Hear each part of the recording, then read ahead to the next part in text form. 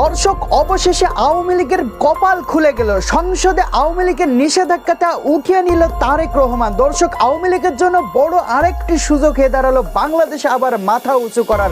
চাঞ্চল্যকর তথ্য দেখবেন আজকের প্রতিবেদনে। দর্শক, যারা নতুন আছেন অবশ্যই এই ভিডিওটি সর্বোচ্চ শেয়ার করে দেবেন আর এই চ্যানেলটি সাবস্ক্রাইব করে দেবেন, তাহলে দেশের সকল আপডেট খবর, রাজনৈতিক খবরগুলো সবার আগে এক ভিডিওর মাধ্যমে আপনি কিন্তু প্রথমে দেখবেন। যারা আওয়ামী লীগ আছেন তাদের জন্য বড় সুখবর যে সংসদে এমন একটি জায়গা যেখানে বাংলাদেশের সকল মন্ত্রীরা এক জায়গায় পরামর্শ করে, সেই জায়গায় থেকে কিন্তু তারেক রহমান বাংলাদেশে আওয়ামী লীগকে ব্যাক করানোর জন্য চেষ্টা চালিয়ে গেছে এবং তাদেরকে নিষেধাজ্ঞাটা উঠিয়ে নিয়েছে। দর্শক, আওয়ামী লীগ কিন্তু মিষ্টি বিতরণ করতে শুরু করে দিয়েছে, যখন তখন বাংলাদেশে প্রবেশ করতে পারে শেখ হাসিনা। দর্শক, আপনারা যারা শুনছেন প্রমাণ সহকারে দেখবেন আজকের যে সংসদে বৈঠক হয়েছে, সে বৈঠক এখনো তো আপনারা অনেকে দেখেন, আমরা লাইভে দেখেছি, লাইভে দেখেই কিন্তু নিউজগুলো করতে শুরু করে দিয়েছি। তাই বলবো দর্শক, ধৈর্য ধরে দেখতে হবে। তারেক রহমান কিন্তু লন্ডনে দীর্ঘদিন পড়েছিল, তারপরে বাংলাদেশে আসে 21 দিনের মাথায় ভোটার হয়ে বাংলাদেশে এমপি গ্রহণ করে দিয়েছে। অর্থাৎ বাংলাদেশে এখন মেন ক্ষমতা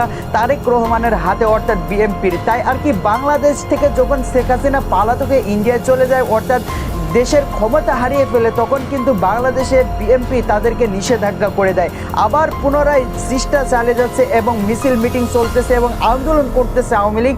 বাংলাদেশে আওয়ামী লীগকে ফিরিয়ে আনতে হবে এবং নিষেধাজ্ঞাটা উঠিয়ে নিতে হবে। এখন কিন্তু আমরা টোটাল ভালোভাবে ক্লিয়ারভাবে এখনও মুসলেখা এবং কোনো নোটিশ হাতে আসেনি।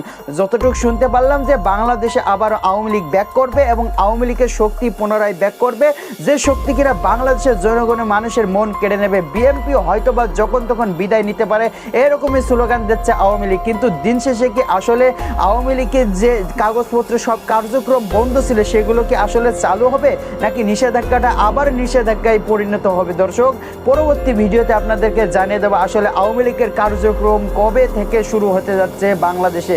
তাই যারা আমাদের সাথে ছিলেন অসংখ্য ধন্যবাদ। পরবর্তী আপডেট খবর যারা জানতে চান, দেখতে চান, চ্যানেলটি সাবস্ক্রাইব করে বেল আইকনটি অল করে দেবেন। তাই কথা না বাড়িয়ে চলুন আজকের মতো বিদায় নিচ্ছি। আসসালামু আলাইকুম।